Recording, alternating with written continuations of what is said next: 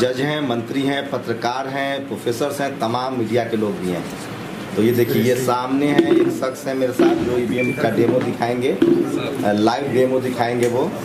और उन्होंने बाकायदा, देखिए ये देखिए, उन्होंने तमाम बीजेपी, आईएनसी, बीएसपी, आप, एसपी और वो रिजल्ट के लिए भी हैं, वो बैठे हुए हैं। सामने हैं फॉर्मर जज हैं बॉम्बे हाई कोर्ट के राजेंद्र पाल गौतम जी हैं, मंत्री हैं, अनिल चमरिया हैं, मंत्री हैं, प्रोफेसर रतन लाल भी हैं, सूरज मंडल साहब भी हैं, जो 8 जून को ईवीएम को लेकर कैंडल मार्च करने जा रहे हैं। तो जो हमने आपसे प्रॉमिस किया था कि हम आपको ईवीएम कैसे काम करता है उसका डेमो दिखाने जा रहे हैं। मैं हैक वैक नहीं कह रहा हूँ, ईवीएम काम कैसे करता है। और शानदार ईवीएम बनाया इन्होंने, इनका ईवीएम एकदम कलरफुल है। बाकी लोग का ब्लैक एंड व्हाइट होता है, और इनका जो ईवीएम में जो वीवीपैट वाला फंडा है वो भी नहीं है। इनका जो ईवीएम है उसमें एलसीडी लगा हुआ है, और आप जैसी बोर्ड दबाएंगे ना तो वो सामने दिख जाएगा। ईवीएम मतलब वीवीपैट देखने की भी झंझट नहीं है। तो मुझे लगता है सबसे एडवांस ईवीएम यही है। सरकार को हायर करना चाहिए और चुनाव आयोग को। तो डेमो जो है वो शुरू हो रहा है। जी शुरू कीजिए साहब। बारी बारी से दबाते जाइए, आप दबाइए। आम आदमी पार्टी एक, आइए भाई, दूसरा वोटर आ जाइए, आप आते जाइए। बीएसपी एक, तीसरा आप दबाइए भाई। बीएसपी एक और, आइए। आम आदमी पार्टी एक, आम आदमी पार्टी एक, आइए। रिपीट करते रहिए कोई। बीजेपी एक, और आइए। समाजवादी पार्टी एक, रिजल्ट पर मत दबा दीजिएगा सर। हाँ। बीएसपी एक, और आइए। रुको आम आदमी पार्टी एक, और आइए। बीएसपी एक, क्या करता है थोड़ा बीएसपी एक, आइए आइए भाई।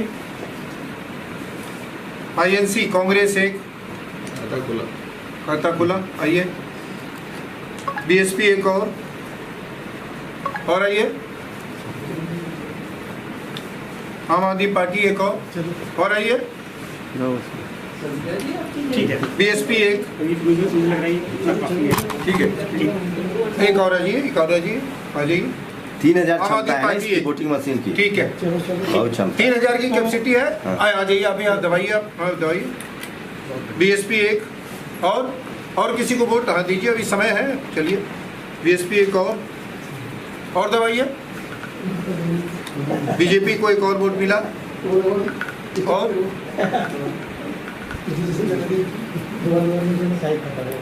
बीएसपी को एक और वोट मिला। ठीक है साहब, ठीक है सर, इनके साइड लगा दे, रोड बंटी करते हैं। समाजवादी पार्टी को एक और मिला। ठीक है, मजाक मत। टाइम अब ओवर हो गया वोटिंग का। टाइम ओवर हो गया वोटिंग का, और अभी देखिए कितना वोट पड़ा है, दे दीजिए। एक कम करते हैं। अब हमारी वोटिंग बिल्कुल फिनिश हो गई है। अब हम इस मशीन को पहले तो ये काउंट करके बता दीजिए कि इसको काउंट वो तो रखा हुआ है सर, लेकिन मशीन तो काउंट करता नहीं ना उस समय, तो मशीन चला जाता है। तो काउंट मशीन उस टाइम में काउंट नहीं, लेकिन हम लोग अभी काउंट करके ये रख ले अपने उसमें करने पेपर पे। पहले हम मशीन को ऑफ करके रख देते हैं। ठीक है, ठीक है। यानी वोटिंग हो गई। हाँ, वोटिंग अब मशीन जा रहा है उसमें रूम में। हाँ, अब मशीन को हम लोग ऑफ कर रहे हैं। देखिए मशीन को मैं यहाँ से ऑफ कर रहा हूँ।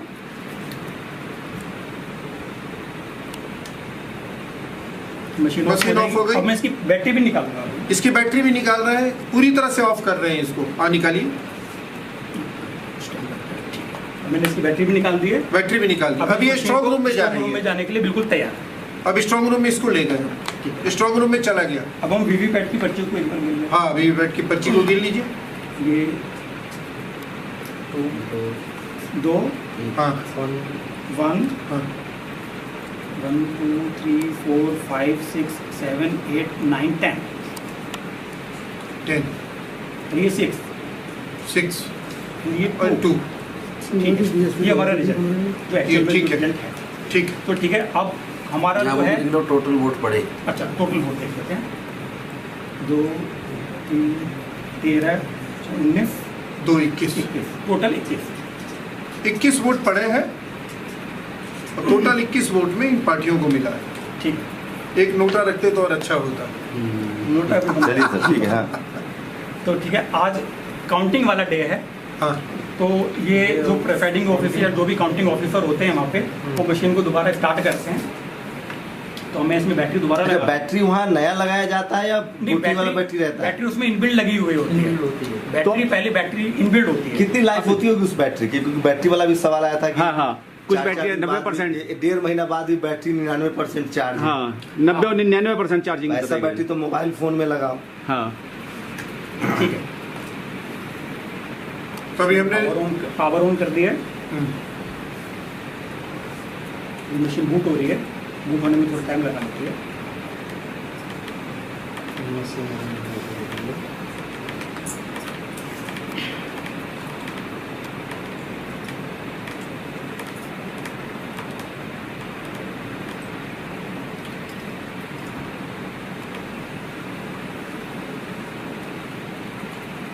ठीक है, मशीन स्टार्ट हो चुकी है। मशीन स्टार्ट हो चुकी है, अब काउंटिंग हो रही है। मशीन के फाइनल काउंटिंग। मशीन के ऊपर एक मैसेज आ रहा है, press button T for result. ठीक है, अब हम रिजल्ट का बटन प्रेस करेंगे और फिर हम इसका रिजल्ट देखेंगे फाइनली क्या डिस्प्ले कर रहा है। रिजल्ट का बटन प्रेस करो। हाँ, रिजल्ट का देखिए, अब रिजल्ट का बटन दबा रहे हैं ये। अभी काउंटिंग हो गई फाइनल एक तरह से, अब ये दबा रहे हैं रिजल्ट का बटन। हाँ जी, अब आप वोटिंग देखिए क्या है, इसमें क्या रिजल्ट शो हो रहा है। अब देखिए इसमें क्या आ रहा है? बीजेपी 10, बीजेपी 10, कांग्रेस 1, बीएसपी 2, आप 6, एसपी 2। उलट गया ना, बीजेपी बीएसपी का उलट गया। यानी कि बीएसपी के जो सारे वोट हैं, उस वोट में कितने वोट? 8 वोट यहाँ शिफ्ट हो गए। ईवीएम जब दोबारा चालू हुआ, रिजल्ट के लिए खोला गया इसको, तो ये बीएसपी, एक बार आप ईवीएम को सब कैमरा मोबाइल के पास लेके दिखा दीजिए। बीएसपी 10 वोट मिले थे। हाँ, ईवीएम को दिखाइए। आ गए, और बीजेपी को जो 2 वोट मिले थे, हाँ, वो दिखा रहे हैं, ईवीएम ही दिखा रहे हैं हम लोग। ये देखिए, जब ईवीएम खुला है तो वीवीपैट में एक सेकंड सर, एक सेकंड इधर सामने और थोड़ा क्लोज लाइए और क्लोज। ये देखिए, जब वोटिंग हुई थी, वीवीपैट का पहले रिजल्ट दिखा दे रहे हैं। वीवीपैट का रिजल्ट है बीजेपी 2, INC 1, BSP 10, आप 6, सपा 2। और जब ईवीएम खुला है, यही ईवीएम, बीजेपी तो 10 बीजेपी को चला गया है, एक कांग्रेस, हाथ हटाइए ना सर थोड़ा। हाँ, एक कांग्रेस को 1 गया है, BSP को 2, आपको 6, और समाजवादी पार्टी को 2। समाजवादी पार्टी और आप वाला ठीक है। हाँ, ज्यादा जो वोट गया है वो चला गया बीजेपी के पास। इसका मतलब ये हुआ कि जो विनिंग पार्टी है, उसका वोट स्वैप हो गया, वो बीजेपी के पक्ष में शिफ्ट कर गया, यानी कि स्वैप कर गया। अब बताएंगे जो डेमो दे रहे हैं कि ये चला गया। ठीक है सर, ये हो गया। अब बताएंगे जो डेमो दे रहे हैं कि ये कैसे हुआ। हाँ जी,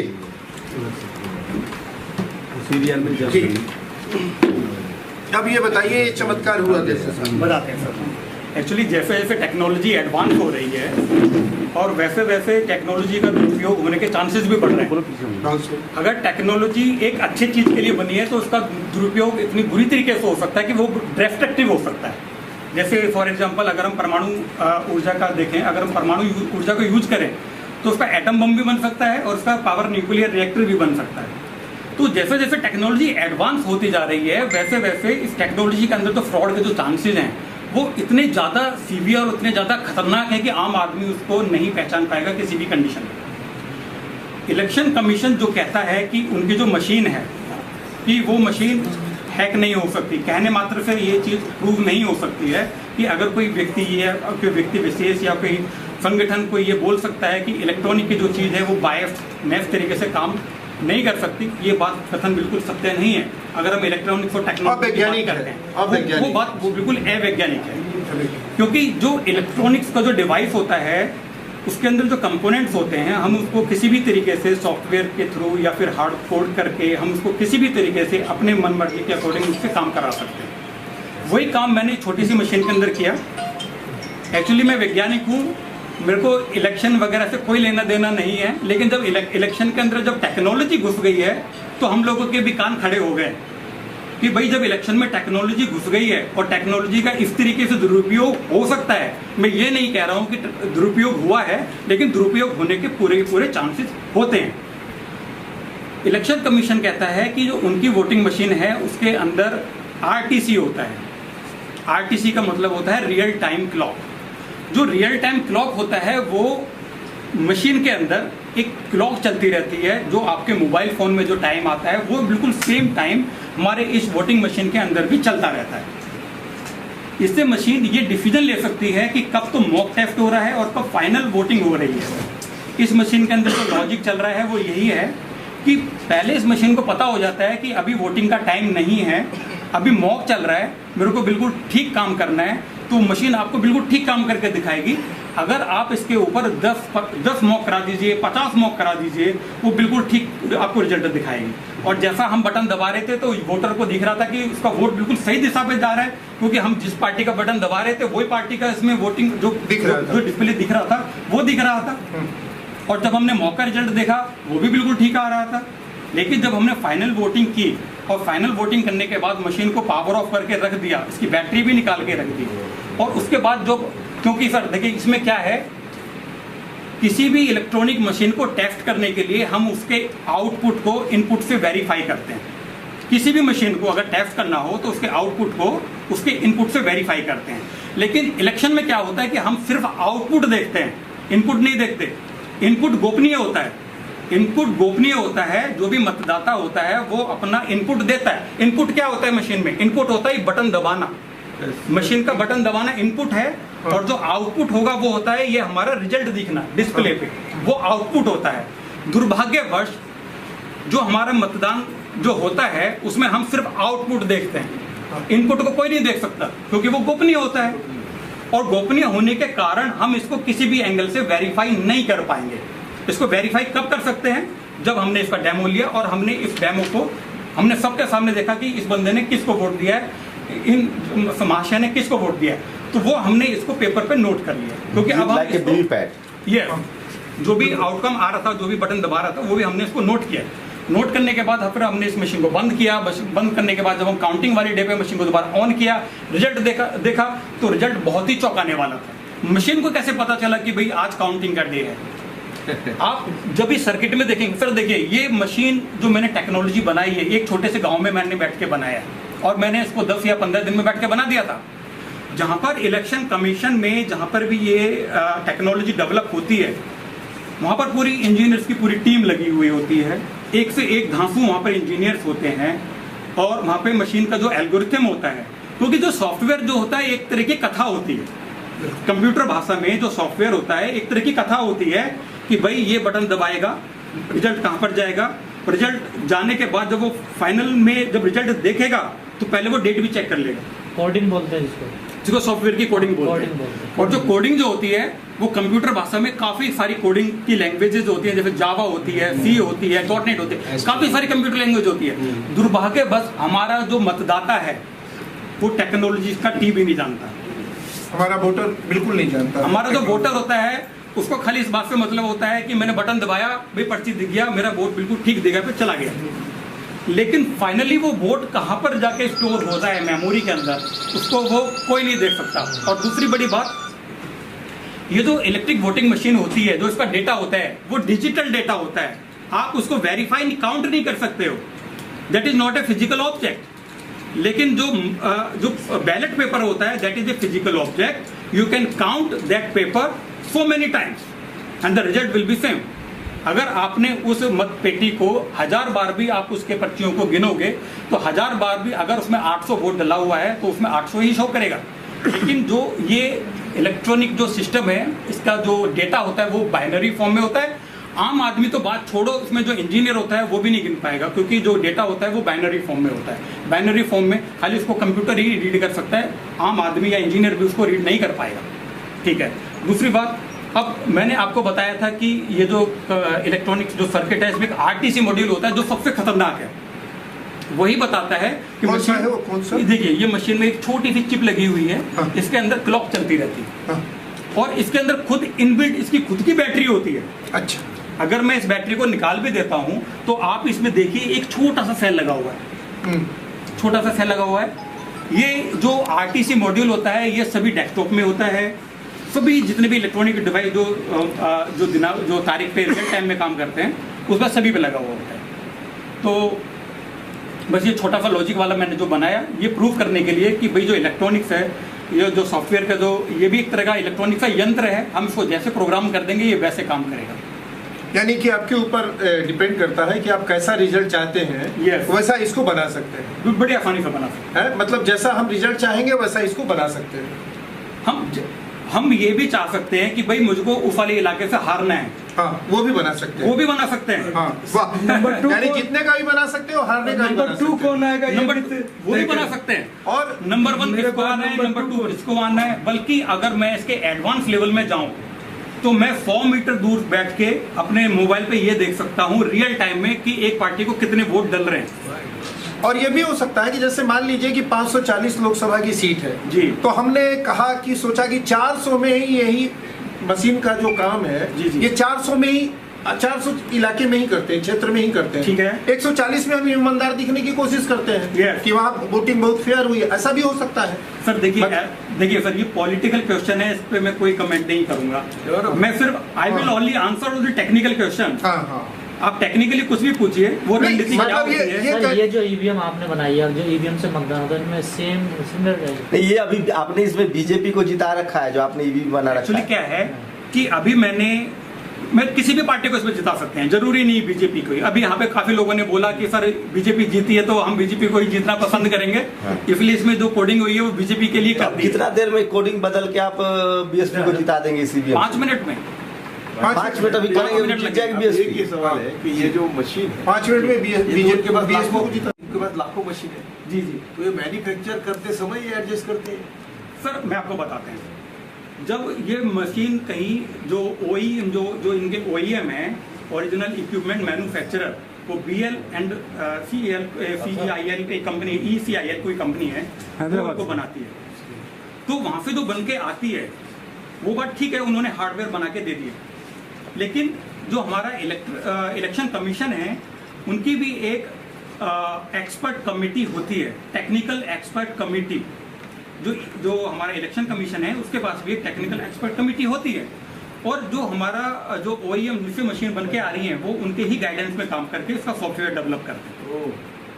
जी, जो बेल है या फिर जो ECIL है उनको इस बात से कोई मतलब नहीं है कि ये कौन से मतदाता क्षेत्र में जा रही है। मैन्युफैक्चर करना भेज दिया, बस उन्होंने मैन्युफैक्चर किया, कोई हार्डवेयर रेडी किया। स्टडी में आया। यस, हार्डवेयर सॉफ्टवेयर किसके देख रेख में डेवलप होता है? चुनाव आयोग। नहीं, चुनाव आयोग ने भी एक कमेटी गठित की हुई है जिसको एक्सपर्ट टेक्निकल एक्सपर्ट कमेटी बोलते हैं, और एक्चुअली ये जो सारा का सारा जो भी काम होता है ये उन्हीं के देख रेख में होता है। अच्छा, मतलब गेंद पूरी तरह से चुनाव आयोग के पाले में है, चुनाव आयोग जो चाहेगा वही होगा। नहीं मतलब इस तरह से कह सकते हैं क्या कि चुनाव आयोग जैसे चाहे, जिस तरह का चाहे उस तरह का उपयोग एक मशीन क्वेश्चन है कि से कर सकता है। एक लोकसभा चुनाव क्षेत्र में 2000 मशीनें होती हैं और हर जगह कैंडिडेट का नाम और पार्टी में डिफरेंस हो सकता है। तो नहीं सर, एक कंस्टिट्यूंसी में कहाँ difference होता है? constituency में कहाँ difference होगा? कंस्टिट्यूंसी नहीं, एक कंस्टिट्यूंसी में एक तरह का आएगा, दूसरे में दूसरा आ सकता है। हाँ, वैसे ही आता दूसरे है। में बीजेपी नहीं लड़ सकती है, कहीं पर BSP नहीं लड़ सकती है। हाँ हाँ। तो ऐसी स्थिति में जो कौन सा प्रोग्रामिंग मशीन होगा वो कहाँ सही जाएगा? हाँ, ये पता नहीं होता है। नहीं, ये तो चुनाव आयोग तय करता है ना सर। तो इसीलिए मशीन किस कंस्टिट्यूंसी में जाएगा, कौन सी मशीन मशीन जाएगी, हाँ। It has been decided by चुनाव आयोग। चुनाव आयोग पता, उसको पता है ना कि कहाँ से कौन चुनाव लड़ रहा है, कहाँ से कौन। सर कैंडिडेट का नाम अल्फाबेटिकल। मेरा ये प्रश्न है सुनिए। कि सिर्फ क्या बोलते चिप हैं कि के आप वोटिंग शुरू होने के बाद भी चेक करो, कितनी बार भी चेक किया तो वोटिंग तो वही आएगा, काउंटिंग में सिर्फ डिफरेंस होगा। नहीं सूरज सर, आप जो कह रहे हैं ईवीएम मशीन चुनाव आयोग ही तय करता है कि कौन मशीन कहाँ जाएगी, कौन टीम कहाँ जाएगी। अल्फाबेटिकल नाम सारा चीज चुनाव आयोग तय करता है। ये इसको क्या चुनाव चिन्ह देना? हाँ, चुनाव चिन्ह तय करता है, अल्फाबेटिकल नाम तय कर। जैसे आपका नाम अजय सिंह है और आप निर्दलीय हैं, तो आजकल क्या कर दिया है कि पॉलिटिकल पार्टी के ऊपर रखते हैं, अल्फाबेटिकल नहीं भी आ रहा है तो अभी जो नेशनल पॉलिटिकल पार्टी है उसको, इंडिपेंडेंट को फिर नीचे रखते हैं। एक सवाल टेक्नोलॉजी से, जो सोर्स से चिप आया है उस सोर्स में बैठे बैठे उस नंबर से अगर वो मुझे पता हो कि उस चुनाव क्षेत्र में गया है, क्या वहीं से ऐसा मैनिपुलेट कुछ हो हो सकता सकता है? है? हाँ। सर देखिए, ये मशीन जो है ना, आप इसको वर्ल्ड के किसी भी कोने से बैठ के मैनिपुलेट कर सकते हैं। दूसरी बात में एक बात बहुत इंपॉर्टेंट है वो बताना चाहता हूँ सभी लोग बोलते हैं कि मशीन हैक हो रही फिर हम लोग बोले है, सभी लोग बोलते हैं कि मशीन हैक हो रही है, मशीन हैक हो सकती है। ये जो हैकिंग जो वर्ड है, दैट इज ये जो वर्ड जो हैकिंग है, ये एप्रोप्रिएट नहीं है यहाँ पे, क्योंकि hacking is the term where electronic device can be operated remotely without with the help of another machine, that is called hacking. ये हैकिंग नहीं है, सिस्टम में ये सिस्टम के अंदर ही प्रॉब्लम है। एग्जैक्टली, ये बहुत हमने इंपॉर्टेंट जो बात ये बहुत इंपॉर्टेंट बात है, लोग हैकिंग, देखो लोगों को गुमराह किया जा रहा है क्योंकि लोगों को टेक्निकल नॉलेज नहीं है। चिप में इनबिल्ट है ये। चिप के अंदर ही इनबिल्ट है। हमने मशीन को ही ऐसे डेवलप किया है कि भैया टाइम के हिसाब से काम कर सकती है, तो हमें हैकिंग। मान लिया मैं चुनाव आयोग का प्रमुख हूँ, मैं अपने हिसाब से अपने इंजीनियर को कहूंगा कि मुझे इस पार्टी के फेवर में ऐसा चिप डेवलप करके, सॉफ्टवेयर डेवलप करके दे दो, वो दे देगा। जो डेवलप कर रहा है, मान लिया कल मेरी सरकार हो जाए, लेकिन वो ये भी बोलेगा कि अगर मॉक में अगर गलती पकड़ी गई तो मैं तेरे को हाँ तो मैं वो इंजीनियर बोलेगा सर आप चिंता मत करो, मैं ऐसा मशीन बनाऊंगा कि मॉक में क्या आप 50 बार भी मॉक इस पे दे दोगे, मशीन बिल्कुल ठीक काम करेगी। सर जो मशीन ITM में हम 100 रुपया फीड करेंगे, उसको गाइड करेंगे, प्रोग्रामिंग करेंगे, 1000 का नोट फेंकना, तो EVM की थोड़ी गलती हो, तो हम फीड करके आए हैं। नहीं कह रहा हूँ कि हम लोग को जो बात कहनी है, इसका मकसद क्या था हम लोग अपने अपने स्टेटमेंट दे दिए। एक मकसद ये था कि लोगों को अवेयर करना, वोटर्स को अवेयर करना, ये हमारा मकसद था इनको बुलाने का। और इन्होंने जो अपनी बात कही जी, हम लोग कोई जजमेंट में नहीं पहुंच रहे हैं। हम लोग ये कह रहे हैं कि लोकतंत्र के लिए जरूरी है लोगों का भरोसा। भरोसे के बिना लोकतंत्र नहीं चल सकता। टेक्नोलॉजी आती है जाती है, बैलेट पेपर नहीं था तब भी लोकतंत्र था। मेरा ये कहना है कि भरोसा सबसे इम्पोर्टेंट है। अगर वोटरों में ये भरोसा नहीं है तो ये जिम्मेवारी है चुनाव आयोग की कि वो वोटरों में भरोसा पैदा करे। सर 1-2 साल हम लोग का हो जाने वोटरों में एक भरोसा पैदा करे कि आप लोकतंत्र पे इसीलिए विश्वास कीजिए कि जो कुछ भी हुआ है और जो कुछ भी सवाल आपके सामने आ रहे हैं वो सब दुरुस्त है। उसको फिर साइंटिफिकली आके बात आप अपने सवाल के बाद जल्दी सवाल के फॉर्म में सवाल लीजिएगा। क्या लग रहा है आपको कि ये जो आपने EVM बनाया है और ये इसी पैटर्न पे वो EVM भी काम करता है, क्योंकि आप बेल में काम भी कर चुके हैं? सर देखिए, एक EVM जो मशीन होती है, जरूरी नहीं कि मैंने जिस टेक्नोलॉजी को यूज करके इसमें EVM बनाया है या जो कोड मैंने इसमें लिखा है, जरूरी नहीं कि वो उसी कोड पे काम करता हो। एक मशीन को किसी भी तरीके से काम करने के लिए 50 तरीके हो सकते हैं। भाई एक चीज को किसी आदमी को व्यक्त करने के लिए हम 50 तरीके से जैसे बोल सकते हैं, तो उसी तरीके से इस मशीन को भी हम किसी भी तरीके से, चाहे वो ठीक काम करे या गलत काम करे, हम उसको अलग अलग तरीकों से बोल सकते हैं। मतलब जो मशीन जो बनाता है वो उसका वो कंट्रोलर है, वो उसको जैसे चाहे वैसे रिजल्ट निकाल सकता है। जो उसकी कोडिंग करता है वही एक बात बताइए, अगर कार में स्पीड हम 120 पे फिक्स कर दें, अब मीटर लगा दे 160 करते 160 पे चलेगी गाड़ी? नहीं चलेगी ना। प्रोग्रामिंग होता है ना, टेक्नोलॉजी कॉमन सेंस हम कह रहे हैं। I am not a scientist, I am a historian. तो मुझे लगता है कि वो सब प्रोग्रामिंग का मसला है। मेरा निवेदन था कि यहाँ जो बैठे हैं उनसे व्यूज हमारे बीच जो समाज कल्याण मंत्री राजेंद्र पाल गौतम जी, अभी आपके सामने जो EVM मशीन का डेमो किया गया है, तो इस बारे में क्या कहना चाहेंगे? अभी जो आपके सामने हकीकत डेमो हुआ है। मैं इसको ईयरफोन दे दीजिए दादा। कोई नहीं, उधर रखो। मैं सच में इससे बहुत ज़्यादा चिंतित हूँ। हम लोग बार बार कह रहे हैं कि EVM में गड़बड़ हो सकती है जी। सौरभ भारद्वाज जी ने विधानसभा के अंदर बाकायदा करके दिखाया और आज आपने भी इसको करके दिखाया। मैं ये कहना चाहता हूँ कि एक आम व्यक्ति को प्रजातंत्र में कम से कम ये भरोसा देने की जिम्मेदारी इलेक्शन कमीशन ऑफ इंडिया की है कि उसको ये भरोसा होना चाहिए वो जिस भी पार्टी को वोट देना चाहता है उसका वोट उसी पार्टी को जा रहा है। आज इसको देख के ऐसा लग रहा है कि इससे EVM से लोगों का भरोसा उठ जाएगा और कोई भी मतलब पार्टी का अध्यक्ष अगर ये कह रहा है हम 300 प्लस सीट लाएंगे और बड़े कॉन्फिडेंस के साथ कह रहा है और उसके बाद उतना ही रिजल्ट आता है जितना बोला जा रहा है जी जी, तो इससे उस बात को और भी ज़्यादा बल मिलता है। और तीसरा बल इसलिए भी मिलता है, जब भी चुनाव होते आए हैं, रिजल्ट आने के बाद देश में एक अजीब खुशी का माहौल होता है। इस बार पहली बार ऐसा हुआ है कि देश में रिजल्ट आने के बाद मातम सा देखने को मिल रहा है, लोगों के चेहरे पे कोई खुशी नहीं है। और तो और जिस पार्टी ने चुनाव जीता है उस पार्टी के चेहरे पे भी वो खुशी नजर नहीं आ रही है। तो इससे संदेह पैदा हो रहा है। हम माननीय इलेक्शन कमीशन ऑफ इंडिया से निवेदन करना चाहते हैं कि आप जनता का भरोसा वापस लाइए। जनता का भरोसा इससे उठ रहा है ईवीएम से, आप बैलेट पेपर वापस लाइए और आगे के भविष्य के चुनाव बैलेट पेपर से कराइए। क्योंकि जो भारत से कई गुना ज़्यादा डेवलप्ड कंट्रीज़ हैं जिन्होंने इस तरह की मशीनों को बनाया है, वो भी इन ईवीएम पे भरोसा नहीं करते। उन्होंने अपनी ईवीएम को हटा के बैलेट पेपर को वहाँ पे वापस लेके आए हैं। और यहाँ तक कि जर्मनी में तो केवल 2 वोटर कोर्ट गए और 2 वोटर को भी भरोसा वापस देने के लिए उन्होंने बैलेट पेपर वहाँ कंपलसरी कर दिया और ईवीएम को हटा दिया। लेकिन मंत्री जी 8 तारीख को हम लोग एक सांकेतिक एक कैंडल मार्च निकाल रहे हैं दिल्ली यूनिवर्सिटी के अंदर शाम को लगभग 6 बजे। और बाकी पूरे देश में हमने सबसे आह्वान किया है कि सब लोग अपने अपने बैनर तले अपने बैनर के माध्यम से इसी तरह कैंडल मार्च निकालें, ताकि कम से कम एक आवाज़ बुलंद हो और इलेक्शन कमीशन के कानून तक ये बात पहुँचे कि देश में जनता प्रजातंत्र के अंदर आज ईवीएम पे भरोसा नहीं कर रही है। और उन्हें ये विश्वास नहीं हो रहा है कि वो जहाँ वोट देना चाहते हैं वहाँ वोट जा रहा है। इसलिए ये आपकी जिम्मेदारी है, आप उनके विश्वास को वापस लौटाइए और उसको बैलेट पेपर से भविष्य के सारे चुनाव करवाइए। जस्टिस पाटिल साहब, आप क्या कहना चाहेंगे?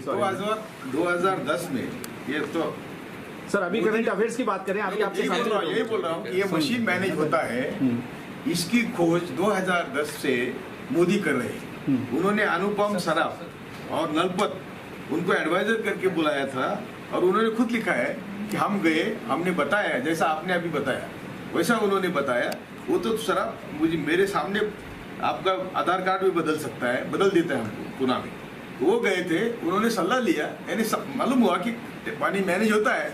उसके बाद सुब्रमण्यम स्वामी बोलता है 2014 में कि मशीन तो मैनेज हुआ है, लेकिन वो मोदी की वेव थी, कुछ मशीन से टिकट आई है इसलिए।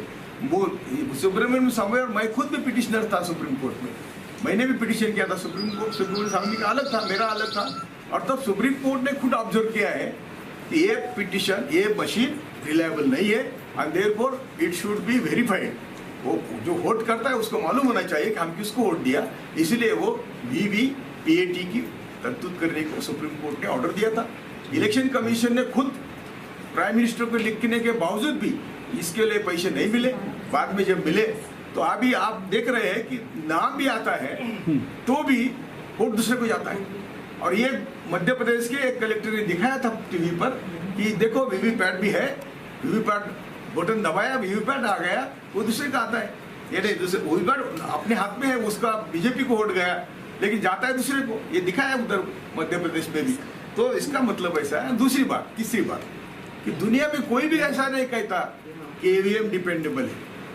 191 कंट्रीज में सिर्फ 18 कंट्रीज ने ईवीएम को एक्सेप्ट किया है। जिन्होंने मैन्युफैक्चर किया उन्होंने भी नहीं कभी इसका इस्तेमाल किया। तो इसका मतलब क्या है कि मशीन मैनेज होता है।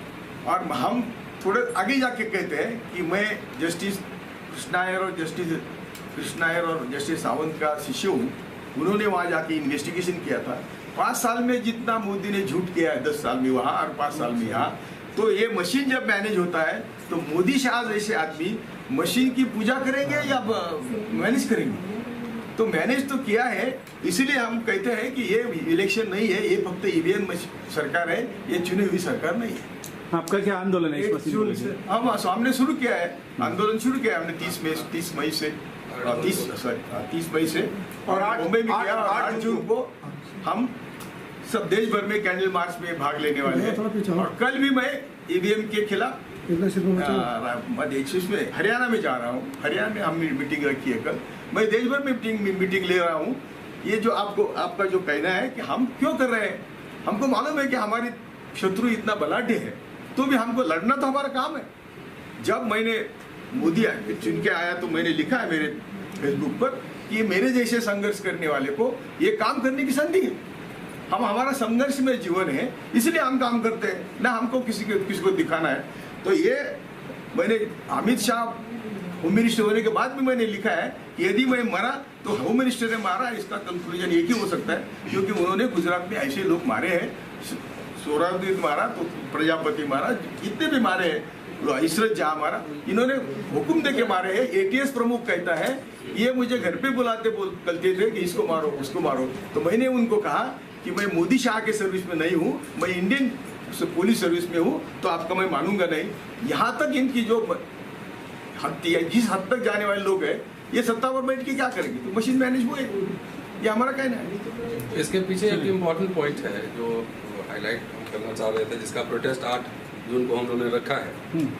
पॉइंट ये है कि ये 21वीं सदी की बूथ कैप्चरिंग है, कि 20th सेंचुरी में बूथ कैप्चर करते थे लोग, और ख़ास तौर से वैसे समय में कि जबकि दलित बहुजन थोड़ा सा वोट देने के लिए कोशिश कर रहे थे। जब से इनमें चेतना जगी है कि भाई ईवीएम की लीला तभी शुरू हुई है जब से यहाँ के मासेस, जो दलित, बैकवर्ड्स, ट्राइबल्स, विमेन, माइनॉरिटीज़ के लोग बूथ पर जाके पहरुआ की तरह अपने वोट डालने के लिए जब सचेत हुए हैं, तभी से ईवीएम लीला शुरू हुई है। इसलिए इस बात को समझना है कि ये वोट की पूरी लूट है एक तरीके से। भाई आप अमेरिका, जापान, जर्मनी से टेक्नोलॉजी बोरो करते हैं, आपसे नहीं कोई बोरो करता है, आपसे चीप लेबर सिर्फ लेता है वहाँ की इंडस्ट्री के लिए। तो उन देशों में जब ईवीएम से इलेक्शन नहीं हो रहा है, तो इसमें अगर आप देखेंगे तो ईवीएम के समर्थक वही लोग मिलेंगे जिनके बाप और दादा बूथ लूटते थे, जिनके बाप और दादा दलित पिछड़ों को बूथ पे नहीं जाने देते थे, उनका वोट खुद ही जाके डाल आते थे। इसीलिए वोट हमारा कॉन्स्टिट्यूशनल राइट है, और कॉन्स्टिट्यूशनल राइट है तो उसको देने की शैली क्या होगी, विधि क्या होगी, उसमें भी हमारा हक है।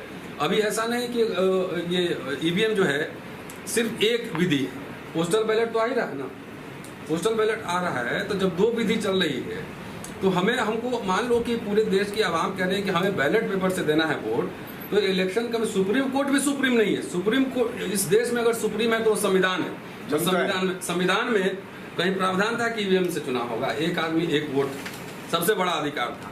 तो जो सबसे बड़ा कॉन्स्टिट्यूशनल राइट है उसकी डकैती हो रही है, ऐसा हम लोग को लगता है।